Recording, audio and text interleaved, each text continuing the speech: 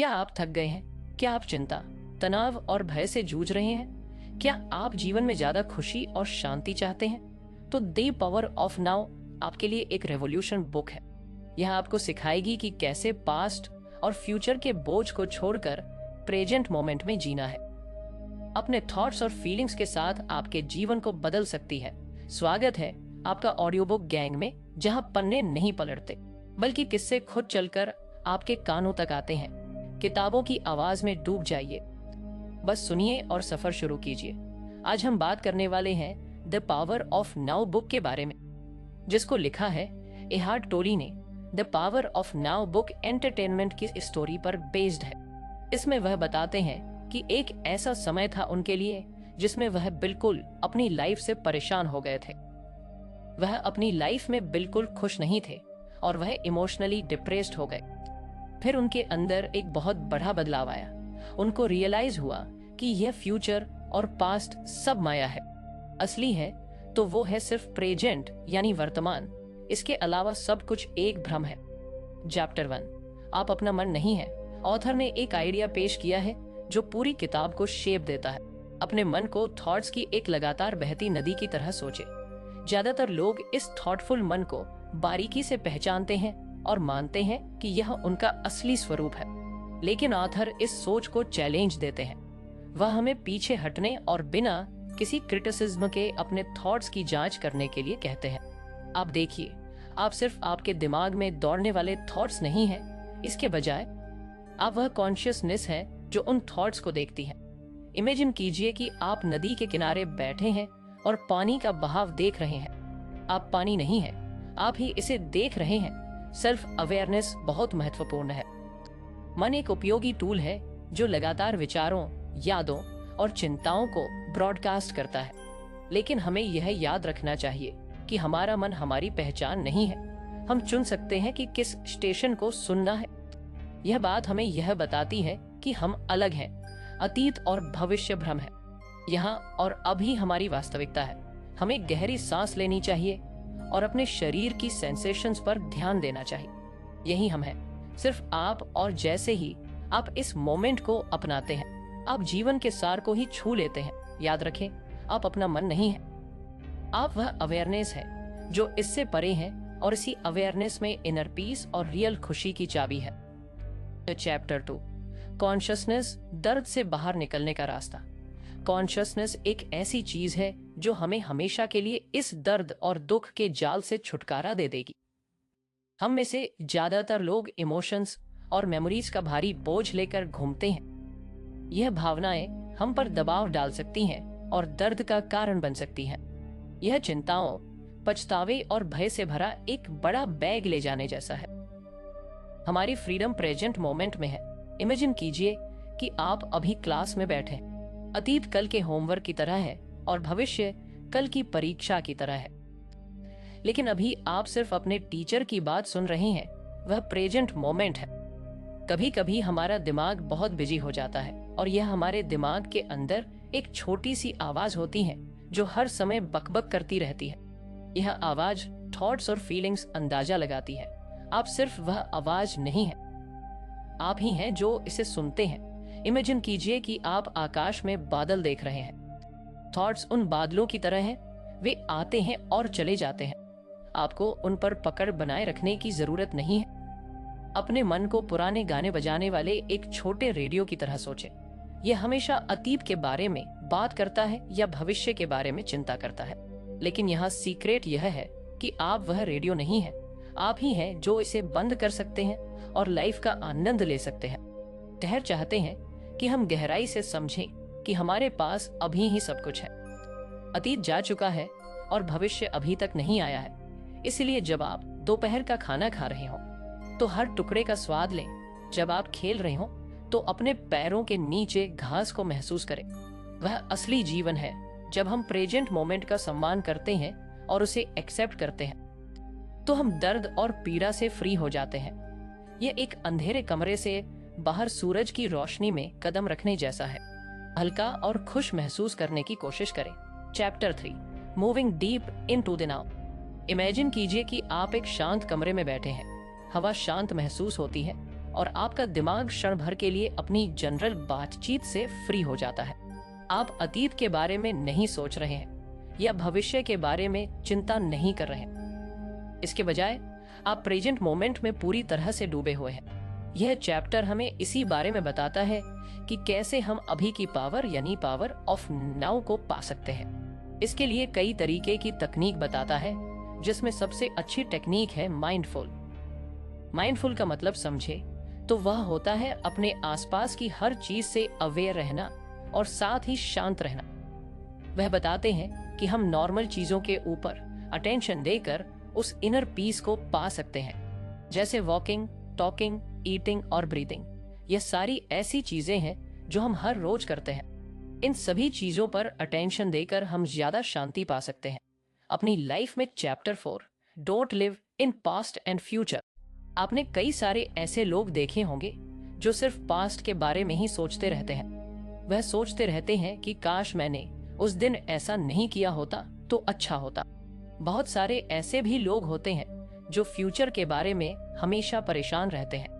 वह सोचते रहते हैं कि क्या होगा अगर मेरी अच्छी जॉब नहीं लगी तो। आप जरा सोचिए कि कोई स्टूडेंट अगर फेल हो गया हो, रिजल्ट आने के बाद रोने से कुछ नहीं होने वाला। ना तो वह इस पछतावे से पास हो पाएगा और न ही इस दुख को दूर कर पाएगा, और इसी कारण वह अपनी लाइफ अच्छे से नहीं जी पाएगा। इसलिए पास्ट और फ्यूचर की टेंशन छोड़ो और अभी जियो। हम अक्सर अपनी भावनाओं के साथ इतना घुल मिल जाते हैं कि हम मानते हैं कि हम वही भावनाएं हैं। यह हमें तनाव, बेचैनी और दुख में फंसा देता है। भावनाओं को बिना किसी डिसीजन के देखें और उनका अनुभव करें, यह जानते हुए कि वे टेम्परेरी हैं और आप उनसे अलग हैं। हमारे विचार हमें लगातार घेरे रहते हैं। हम उनके साथ इतना जुड़ जाते हैं कि वे हमें प्रेजेंट मोमेंट से दूर ले जाते हैं। आप ऑब्जर्वर ऑफ माइंड है। आइडियाज को आने और जाने दें, उनके लिए ऑब्सेस न हो। प्रेजेंट मोमेंट में अवेयरनेस से जीना ही रियल शांति और खुशी का एक्सपीरियंस करने का रास्ता है।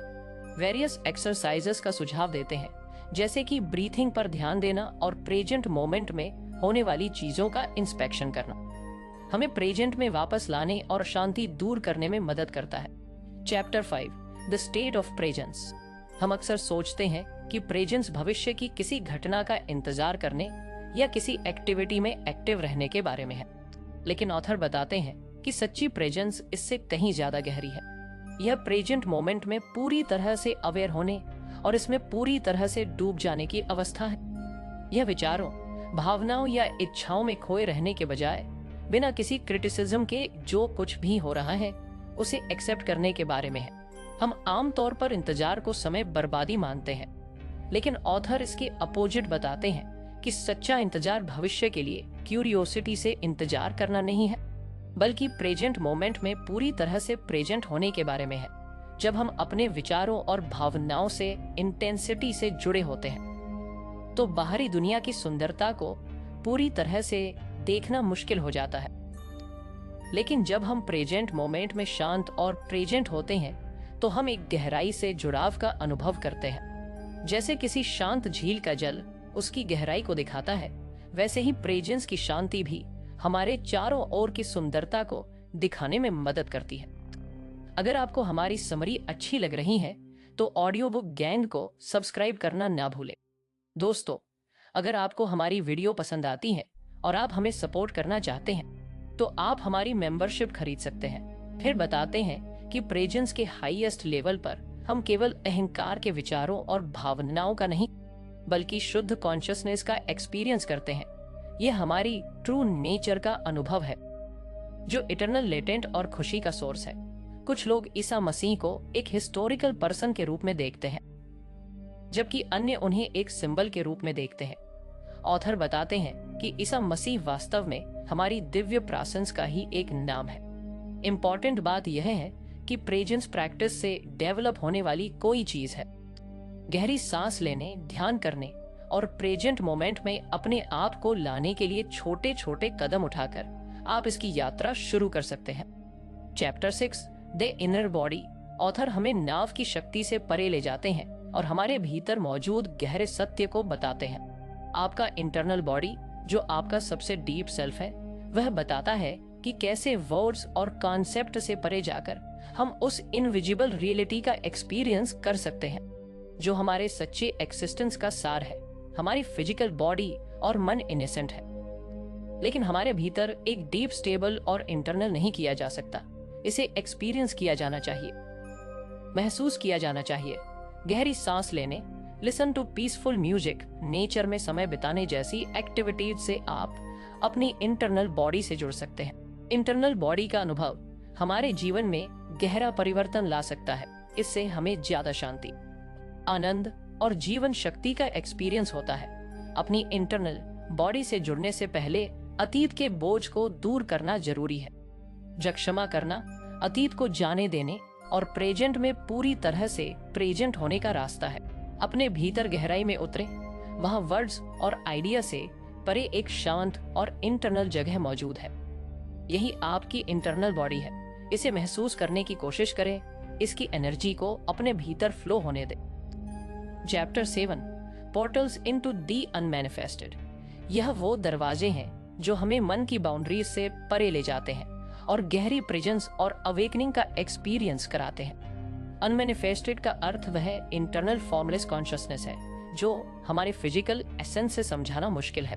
बुक वेरियस दरवाजों के बारे में बात करती है जो हमें अनमैनिफेस्टेड तक पहुंचने में मदद कर सकते हैं, जैसे कनेक्शन विद नेचर, नेचर की सुंदरता का गहराई से एक्सपीरियंस करना, टू ऑब्जर्व द माइंड, अपने विचारों और भावनाओं को बिना किसी सेल्फ जस्टिस के देखना, बॉडी अवेयरनेस, अपने फिजिकल सेंसेशंस पर ध्यान देना, गहरी नींद, ड्रीमलेस नींद की अवस्था में पहुंचना, आर्ट एक्सपीरियंस, कला को उसके फॉर्म से परे एक एनर्जी के रूप में महसूस करना, फेस डेथ, कॉन्शियस डेथ को अनमैनिफेस्ट से जुड़ने के अवसर के रूप में देखना। Importance of present moment. सभी दरवाजे अल्टीमेटली हमें प्रेजेंट मोमेंट में लाते हैं जहां अनमैनिफेस्टेड का एक्सपीरियंस संभव है। योर ट्रू सेल्फ अनमैनिफेस्टेड से जुड़ना हमें अपने सच्चे फॉर्म से इंट्रोड्यूस कराता है जो कि मन और अहंकार से परे है। हमें घेरने वाली बाहरी दुनिया से परे एक असीम शांति और शक्ति का डायमेंशन मौजूद है। इस चैप्टर में बताए गए दरवाजे हमें उस तक पहुंचने का रास्ता दिखाते हैं। हर नेचर में लीन हो, अपने आइडियाज को देखें, अपने शरीर को महसूस करें, कला में खो जाएं और प्रेजेंट मोमेंट में पूरी तरह से मौजूद रहें। यह जर्नी आपको आपके सच्चे फॉर्म की ओर ले जाएगी जो लास्टिंग आनंद और शांति का सोर्स है। Chapter eight line relationships. कोई फर्क नहीं पड़ता कि आपका रिश्ता कैसा है, नाव में प्रेजेंट होकर आप उसे बदल सकते हैं। प्रेजेंट मोमेंट में पूरा ध्यान लगाएं। अतीत के बोझ या भविष्य की चिंताओं में न उलझें। जब रिश्ते प्यार और नफरत की साइकिल में फंस जाते हैं तो वे दर्द देते हैं। इस साइकिल से बाहर निकलने के लिए अपने अंदर शांति लाएं और बिना शर्त के प्यार करें।